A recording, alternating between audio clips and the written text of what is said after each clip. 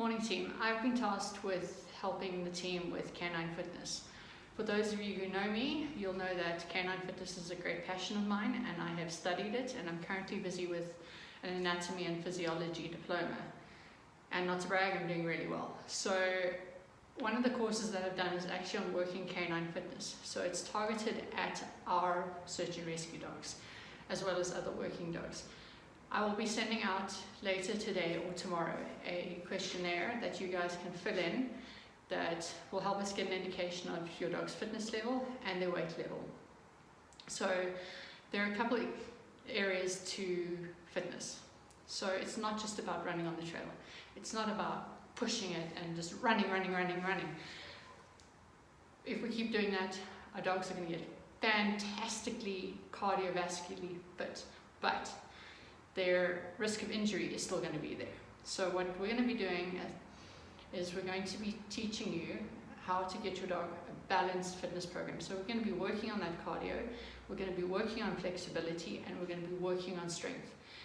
Think about this. If you're walking over a bridge, for example, that little teeny tiny wet one there when we work at Lee's place, it's really slippery, dog walks over there, dog slips, injury.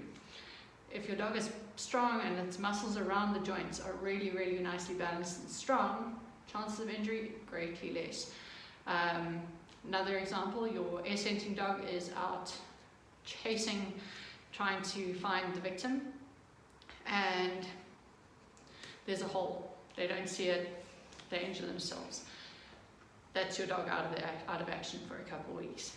However, if you've built up those muscles and you've strengthened it, the chances are less injury, and if you do get an injury, your chances of recovering faster are greater if we're working on a nice program. So I've got my not so little assistant here. None of you have met him. His name is Leo. Leo is a lab cross mastiff, and although he's not fat, he isn't exactly in working canine fitness.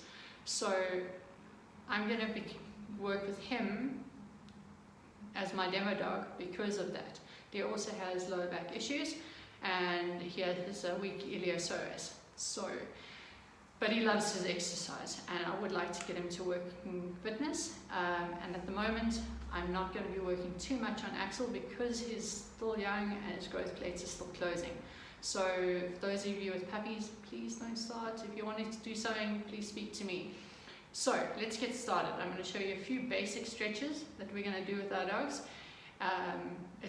Leo's already had his workout, so I'm not going to push him too much. I'll show you one of each with him, but when it's reps, it's 2 to 3 times each side, and when it comes to a nice stretching one, then it's between 3 and 5 seconds. And I want you guys to do these exercises 2 to 3 times a week. Bonus points if you stretch your dog before and after a training exercise or a training session. So let's get started. Leo? You ready? So I'm going to start with one that Leo doesn't really like, just to get it over and down. Okay. So first thing I want you to notice is how his hips are perfectly aligned there. You don't want your dog sagging over to one side. That's bad. That's creating muscle imbalances. So with this exercise, we're literally going to get the dog to turn its head that way and turn its head this way. With Leo, you'll see I'm not doing a particularly long stretch with this one because of his imbalances. But over the next few weeks, we'll get there. So literally all I'm doing is holding my treat and I'm getting him to turn his head. It's the easiest thing ever. I think Leo likes the stretches because it gets him to get nice treats. If your dog follows your hand without a treat, that's a bonus for you. So let me show you what not to do. Okay, so you don't want that. You see how his whole body moved? We do not want that. Yeah, come on. So the next stretch is your simple, good old play bar. Yeah. Good boy. Okay, so a simple play bar. You need to bring Leo to do it again. Come here. So you're holding a treat. Come, let's go. Down. Play down. And there we go. Again, I'm just doing it briefly with Leo because he has done it, but it's your normal bow. And let's see if I'll get him to do it. Come here. There you go. So you see the arch here? That's what you want. And what it does is it strengthens these muscles and those butts. Okay, you ready? What do you want to do next? Hey, oh, you're not going to talk with me. Oh, okay, so the next one we're going to do is Leo's favorite. Leo. Okay. You're going to get your dog sitting in front of you, and you're just going to get them to go back up. What you'll eventually build up to is your dog doing it by itself, without leaning on your body. This strengthens the core muscles really nice, so we'll do that. Okay, so, and that you just have to hold for a few seconds. Give you all. So, next one I want you guys to do is this one. It's another neck strengthening exercise, but it's a little bit of a wider. So, I've got my legs just behind the shoulder, like you would do when you're holding a dog for a trailer. So, and I'm literally just turning his head. Yeah, okay, right. As you can see, I'm doing a slightly better stretch. I don't want too much back movement. Yeah. Good boy. And he's getting a bit of stretch. I can actually feel it here in the shoulders. Okay, good boy. Where's your puppy? Okay. So, and then, second last exercise is we're going to get some stretching. Here.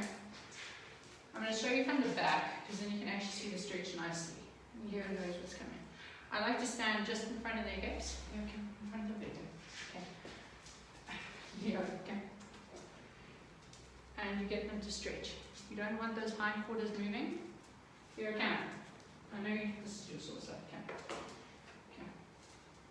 So get a nice deep stretch in there. I'll show you the other side. And a nice deep stretch there. Hey. You see he's already used to this, so he holds nicely. Good boy! Okay, so our last exercise, I'm going to show you 2 ways now. But I want you guys to start. Find a low bucket or a stair, and up. And you're literally going to do that. And you're going to get them to stretch. So as you can see, he's got a nice stretch there on his butt. And sorry about that, my phone ran out of space. So what we're going to do is just get your dog to stretch it. Nice long stretch into that. So you're just getting your dog to stretch towards you. Here, up, stretch. So he's just stretching forward. We get a better angle just so you can show us. Okay.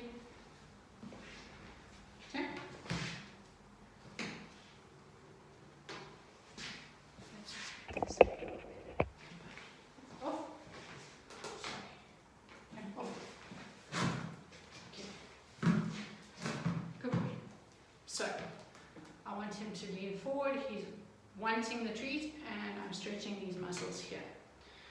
So, quick last one, I'm going to show you a bit more of an advanced I'm going to show you a bit more of an advanced version of that, but I do not want you guys to try this at home. Leo does this because he's been doing this for a long time. So what you actually want in that other one is this. Your dog is stretching nicely and high, but you've got to start from a lower angle and build it up.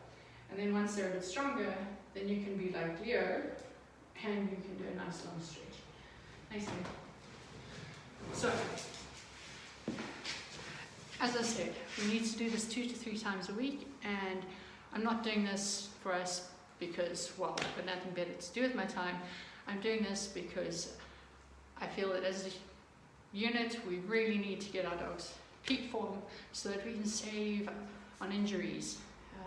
We all hate when our babies are injured. So, if you have any questions, you guys have all got my number. Please do not hesitate. I'm doing this for the unit as free of charge.